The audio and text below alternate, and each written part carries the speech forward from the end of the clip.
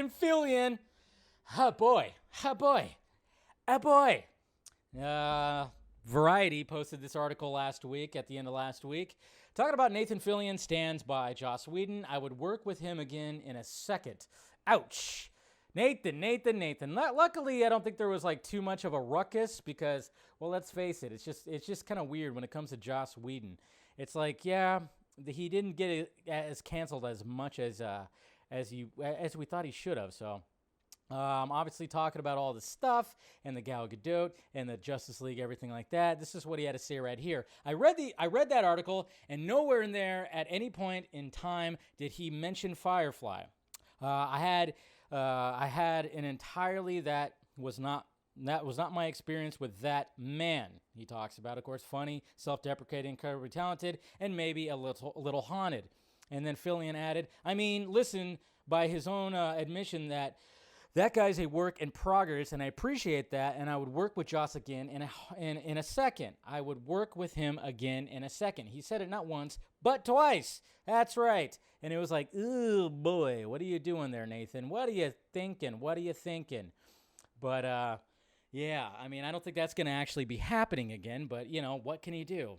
And, it's always interesting when you get, like, these, these actors or whatever coming out and basically saying like, well, that's not the Joss Whedon I know. It's like, okay, maybe you don't know. He was cool to you, but apparently he wasn't cool to other people. Yes, you read the article. How many people on the Buffy set said something? Charisma Carpenter, what did she say? What did Ray Fisher say? What did Gal Gadot say? What did people say? Okay, just because he was nice to you and cool to you doesn't mean,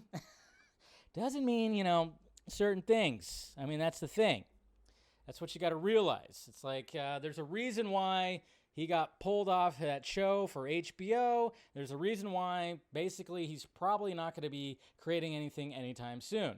But I guess if he does write something soon, and whether it's a series or a film, guess what? It's going to star Nathan Fillion probably. I don't know. But I'm like, yeesh, dude.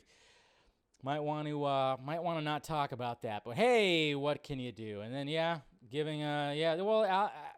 Alan Tudyk also said some stuff too, but it's just like, it just seems like those guys had a great experience. Understandable, but you got to take in that there's other people that did not have great experiences. Okay, I mean that's the thing. I'm sure there's a lot of people that had great experiences working with Kevin Spacey. Great experiences, and this is actually true, and they would probably actually say that because obviously you saw the pictures, so many pictures and awards, and thank you, Harvey Weinstein. I mean, there's times where that's the case too, where a lot of people have had great experiences with that fucking Jabba the Hutt slob, but at the same time, let's face it, not a good person. So, maybe she just mums the word when it comes to something like that. It's like, yeah. But anyways, I thought this Nathan Fillion gif was fitting.